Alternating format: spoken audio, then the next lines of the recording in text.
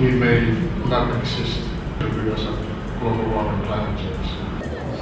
None of us on the planet are doing enough under any plan that is currently proposed to be able to keep the global temperature from rising above 2 degrees centigrade.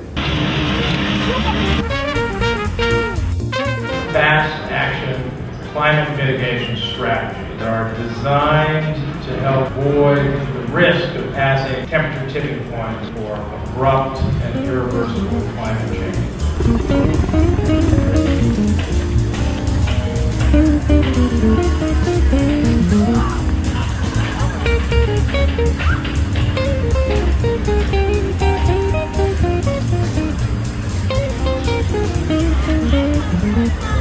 The biggest contributor to climate change, as everyone here knows, is CO2. It's 50%, maybe a little more. But cutting that, as essential as it is, will not produce cooling for 1,000 years. So we have to think, what else do we have? The other 50%. This happens to be the forgotten 50, but it's also the fast 50. Where are the climate leaders?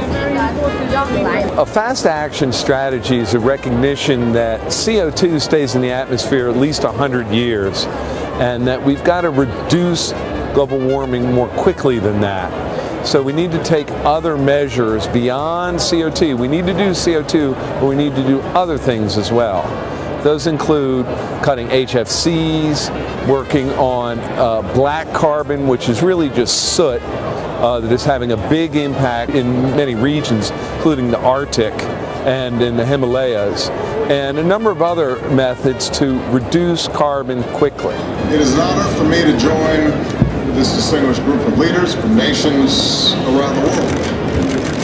We come here in Copenhagen because climate change poses a grave and growing danger to our people. Everybody's fixated on CO2, and yet half of climate warming or global warming comes from non-CO2 related factors.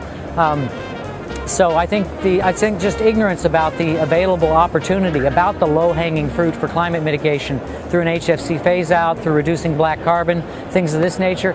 I think people just haven't caught up with what's available, and that will change as time goes on. Looking forward into the future, we'll think of emissions reductions as really only stage one of stabilizing the climate system. Stage two will be reducing the gases and the particles that are already up there. We're going to start having to think about carbon negative strategies. That is, how do we get the stuff that's up there down so that it stops causing warming? I'll end here by reminding us all that, of course, it's the cuts in CO2 that we have to do as our priority. It is 50%. It's the 50% that stays around forever. So yes, of course, we have to make heroic efforts to bring that back down. But the non-CO2 can be done quickly. It can be done with existing technology, and it can buy us 40 to 50 years of delay in radiative forcing.